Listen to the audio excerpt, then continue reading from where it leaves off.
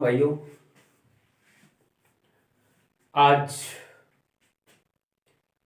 कक्षा 10वीं वालों का इस VSGM यूट्यूब चैनल पर हार्दिक स्वागत है, अभिनंदन है।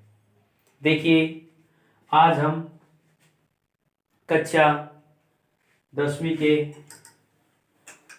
पहले पाठ सूरदास को पढ़ते हैं। सबसे पहले देखते हैं कवि परिचय। सूरदास।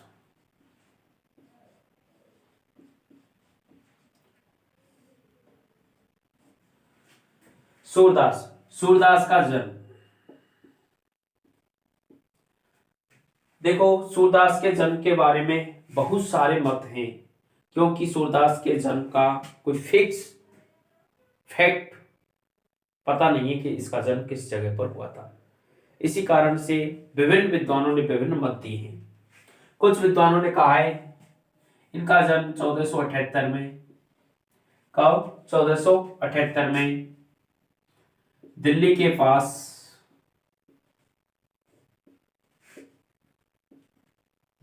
पास सीही गांव में हुआ था। सीही गांव में हुआ था।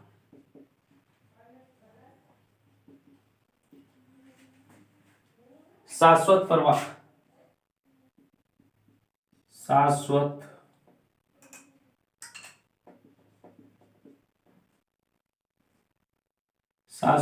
ब्राह्मण परिवार में हुआ था।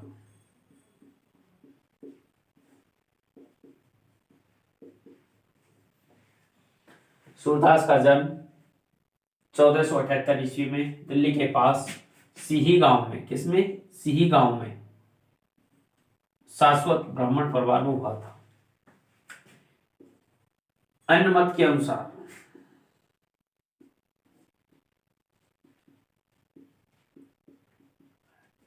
बताया जाता है कि इनका जन्म मथुरा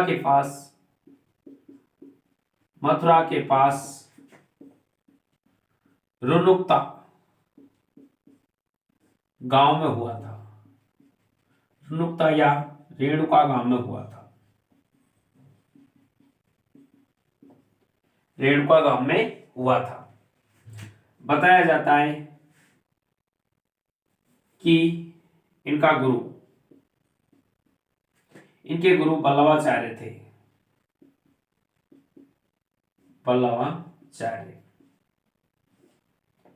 इन्होंने गुरु लगभग 1508-9 में, कब? 1508-9 में बल्लवाचार्य को गुरु बनाया था। और परसौली, किसमें? परसौली में गुरु बनाया। ठीक है ना?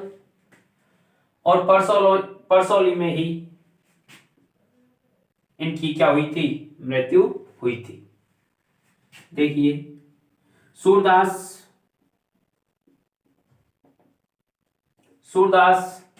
भक्ति धारा के, किसके? भक्ति धारा के, और भक्ति धारा में भी सगुण भक्ति धारा के, और सगुण भक्ति धारा में भी कृष्ण काव्य धारा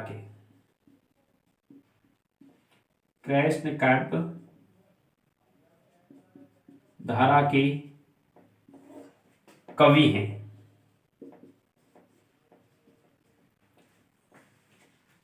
सूरदास भक्ति धारा में सगुण भक्ति वह भक्ति होती है। देखो, ये भक्ति है, दो प्रकार की होती है। एक तो सगुण भक्ति होती है, एक होती है निर्गुण भक्ति, जिसमें परमात्मा के किसी रूप का पूजन नहीं किया जाता है, जिसमें भगवान को निराकार माना जाता है, जिसका कोई आकार नहीं है, जिसमें उसे कौन सी भक्ति कहते हैं? निर्गुण भक्ति। अर्थात जिसमें भगवान को पूजा जाता है और उसको क्या माना जाता है? साकार माना जाता है। उसे सगुण भक्ति का धारा कहा जाता है। और सगुण भक्ति काव्य धारा भी दो भागों में बटी हुई है, एक तो कृष्ण काव्य धारा और एक है राम काव्य धारा। राम काव्य धारा, और जो राम काव्य धारा है इसके कवि थे तुलसीदास। कौन थे? तुलसीदास। राम काव्य धारा के कवि कौन थे? तुलसीदास। अर्थात जो सगुण भक्ति धारा के और इसमें भी कौन से? कृष्ण काव्य धारा के। बताया जाता है इन्होंने श्रृंगार एवं वात्सल्य रस में, श्रृंगार एवं वात्सल्य रस में अपनी रचनाओं को किया। बताया जाता है सूरदास, देखो इसमें भी कई मत हैं। सूरदास जन्म से अंधे थे। कई मतों के अनुसार तो सूरदास जन्म से थे, जन्म से क्या थे? जन्म से अंधे थे। जन्म से कैसे थे? अंधे। लेकिन कुछ लोग कहते हैं कि इन्हें अपनी सूरत पर एक बार मोह हो गया था, इन्होंने कहा, और ये उसमें अपने भजन ध्यान को भूलने लगे, तो इन्हें अपनी सूरत से ही, अपने नेत्रों से ही बिल्कुल अरुचि हो गई। उन्होंने कहा ये दुनिया है, इसको हमें कभी भी नहीं देखना चाहिए, और इन्होंने बाद में इनकी अपनी आंखें फोड़ ली थी, ये भी बताया जाता है। अब जो सूरदास हैं इन्होंने वात्सल्य रस के तो ये जनक कहे जाते हैं। बताया जाता है कि सूरदास के बाद में वात्सल्य और श्रृंगार रस में जो रचनाएं की गई वो कहीं ना कहीं ऐसी लगती हैं कि ये सूरदास की क्या है? झूठन है, सूरदास की झूठी हुई रचना लगती हैं वात्सल्य रस की।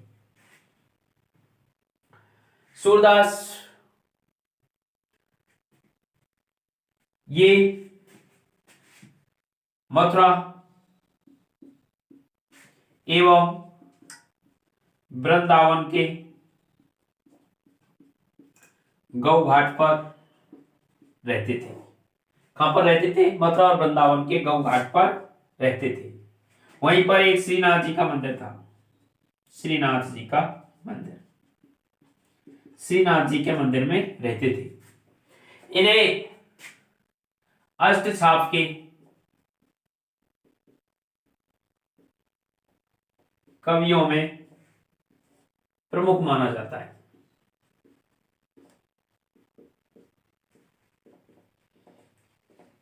इनके समय पर कहा गया था कि पुष्टि मार्ग का जहाज जात है, लूटो जाए तो कोई लूट ले। इस प्रकार से भी किसके बारे में? अष्टछाप के कवियों के बारे में या सूरदास के बारे में कहा गया है, अष्टछाप के प्रमुख कवि के बारे में। कुछ दिन बाद में परसौली में ही, कहां पर? परसौली में इनका क्या हो जाता है? देहांत हो जाता है। कहां पर? परसौली में। परसौली में इनका क्या हो गया था? देहांत। और देखें तो अब इनकी कृतियां, क्या कृतियां?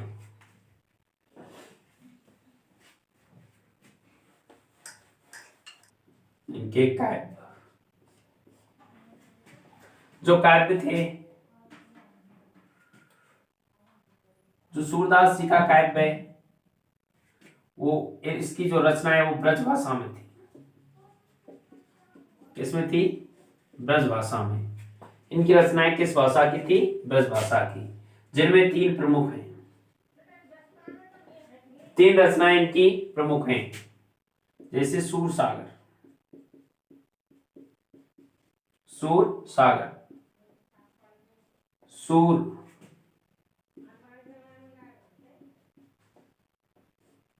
सारावली,